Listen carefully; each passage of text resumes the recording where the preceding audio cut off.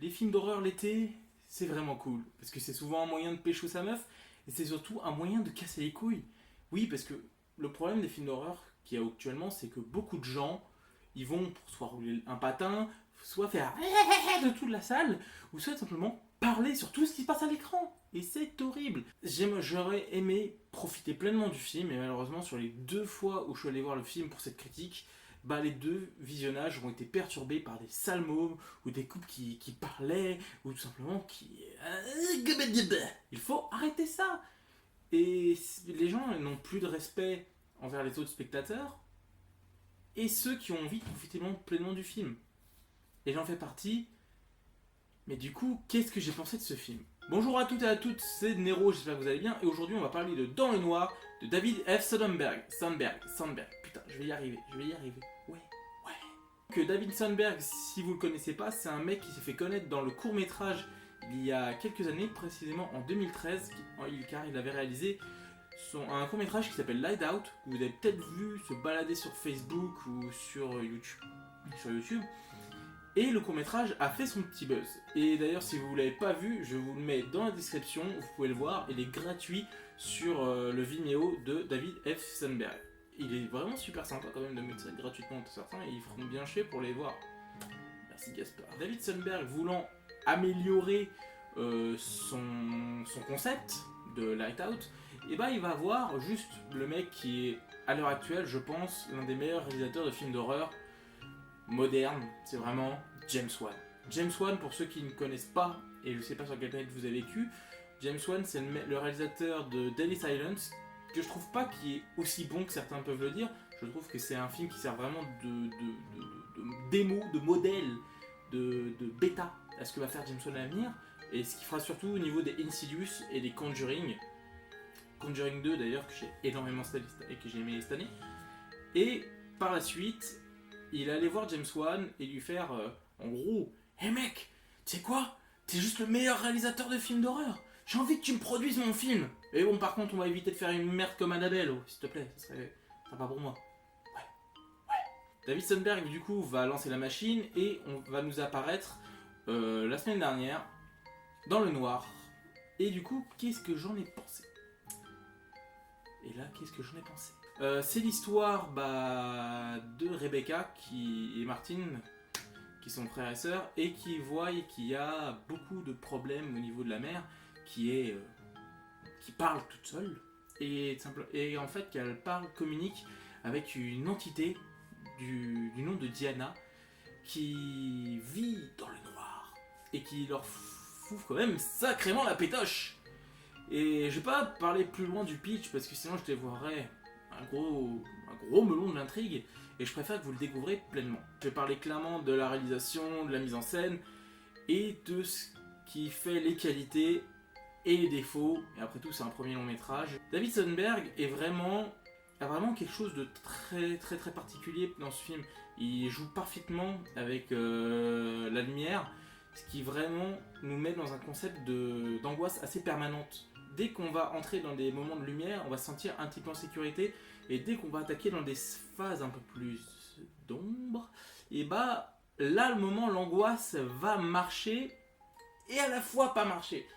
Ça marche clairement dans la première séquence du film, qui est une très bonne scène d'ouverture. Elle m'a fait bien frissonner, même si je trouve la fin un petit peu...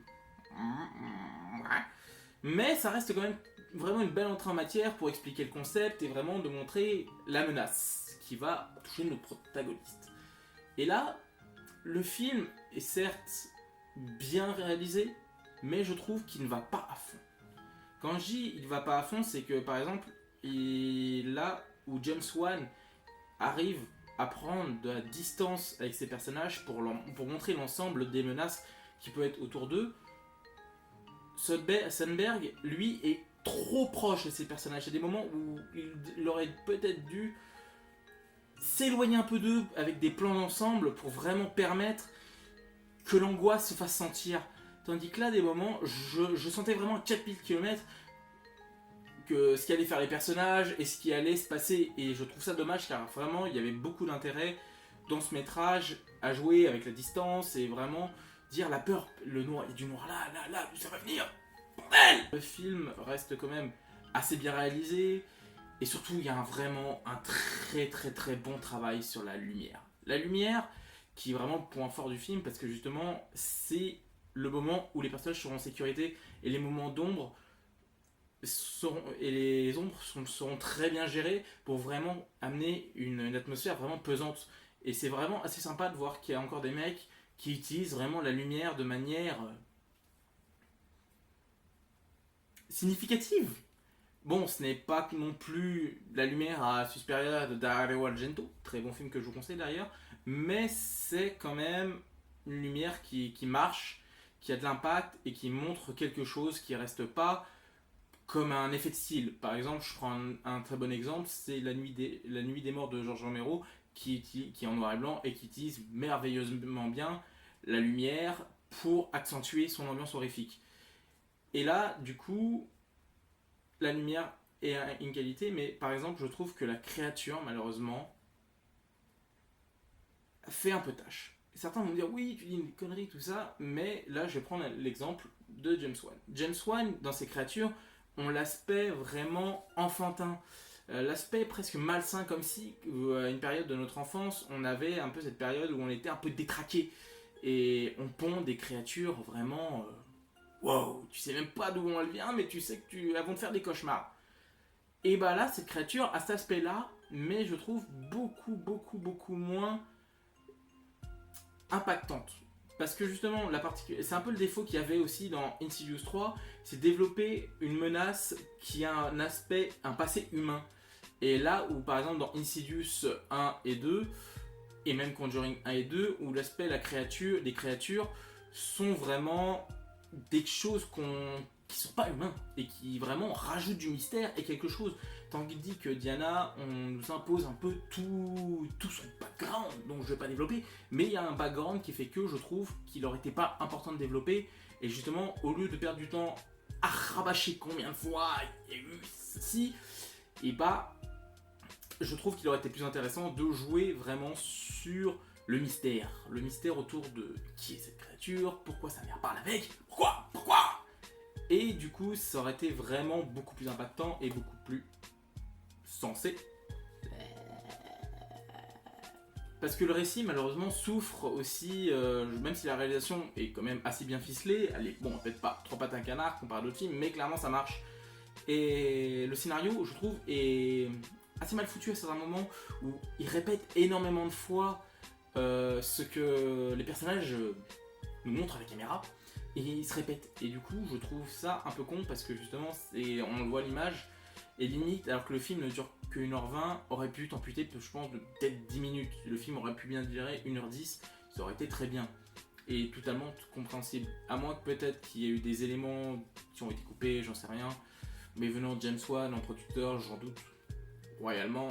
Après, faut voir. Et un autre point que je voulais vraiment parler, c'était aussi de la musique dans le cinéma d'horreur. Car je trouve vraiment, à part dans les films de James Wan où je trouve elle est assez bien maîtrisée, dans d'autres films aussi ça passe très bien, bah là je trouve dans ce film c'est assez mal foutu. J'ai l'impression qu'elle est vraiment cliché des cinémas d'horreur, c'est-à-dire on te fait un... c'est vide en fait, c'est juste un petit bonhomme qui arrive parce qu'il est simplement chez sa mère, ça va pas. Ça marche pas à certains moments. Il y a des moments ça peut marcher comme au début, mais après très vite ça devient très redondant et ça devient limite une gimmick assez classique et manque d'imagination. Je dis pas que le film est mauvais à ce moment-là, mais je trouve que la musique c'est vraiment un manque de peps, un manque de quelque chose. Et je prends un contre-exemple, c'est bien sûr John Carpenter qui dans tous ses films a fait la musique et clairement on sent que il a une patte, il a quelque chose. Quand il fait un film, sa musique elle est wow. D'ailleurs souvent beaucoup de ses musiques sont plus impressionnantes, sont plus connues que les films en eux-mêmes. Par exemple, je prends le thème d'Halloween, beaucoup savent que c'est Halloween sans avoir vu le film. Un peu comme le thème de l'exorcisme d'une certaine façon. Vous voyez ce que je veux dire? Il y a aussi les acteurs, mais par contre j'ai fait une petite fiche parce que j'arrive pas à les retenir. Putain. Teresa Palmer, que j'ai trouvé personnellement pas très bonne. Je trouve que son jeu est assez poker face, on voit pas grand chose, je vois pas assez d'émotion, et quand elle pleure, j'ai l'impression que c'est vraiment l'arme de Croco. Alors qu'elle avait joué dans. C'est quoi? C'était Warm Body, qui est un film que j'ai bien aimé en 2013. Et je trouve ça dommage que sa prestation ne soit pas très marquante. Il y a aussi Gabriel Bachman qui joue Martin. J'ai oublié le nom du gamin, putain, c'est grave. Et il se débrouille relativement bien, malgré qu'il y a des moments où je trouve qu'il joue assez faux. Quand il fait Never, tu me laisses tout seul. Il y a des moments, c'était putain, waouh, ça faisait mal aux dents. Et d'ailleurs, très marrant, ce qui est marrant, c'est que ce gamin a commencé sa carrière avec Annabelle, une production de James Wan. Vous voyez, tout est lié. Il y a aussi. Et d'ailleurs, je reviens un petit peu sur Terrence Palmer. Par contre, j'avais beaucoup aimé dans Night of Cup de Terrence Malick. Film que, à la fois, je comprends pas, mais que j'aime beaucoup. Il y a Alexander Dispelsia qui joue le petit copain de Rebecca, qui je trouve aussi est en demi-teinte. Il y a des moments où il va être d'une justesse assez. Pas waouh, mais bien. Et il y a des moments où il fait waouh, putain. Mec, relève ton niveau quoi. Ah, tata, j'ai l'impression d'avoir oublié quelqu'un et ça me fait chier. Ah voilà, j'avais oublié Maria Bolo qui joue la mère des personnages. Vraiment, moi perso, c'est les acteurs, je trouve que dans les acteurs, c'est celle qui se débrouille à peu près le mieux. Il y a des moments où on sent vraiment qu'elle a un mal-être, qu'elle sent que ça va pas. Et là, je trouve où vraiment elle joue le mieux, c'est vraiment au moment où elle va être seule avec Diana, qui je trouve vraiment sont pas bien foutus et vraiment fort.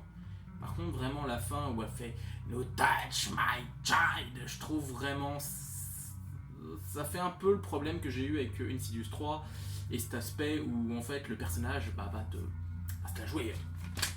Wow, bitch! Non, ça marche pas avec le personnage. Accentue sa faiblesse jusqu'à la fin. Faire un choix, en fait. Enfin voilà, j'espère que cette vidéo vous aura plu. C'est la première vidéo de la chaîne. Prochainement, on va vous faire peut-être d'autres vidéos pour développer, on peut dire qu'est-ce que cette chaîne? Qu'est-ce qu'elle cache? Que diable? Et vous dire de quoi on a envie de faire et les projets à venir. Allez au cinéma, profitez des salles en espérant que vous ayez du silence. Ciao!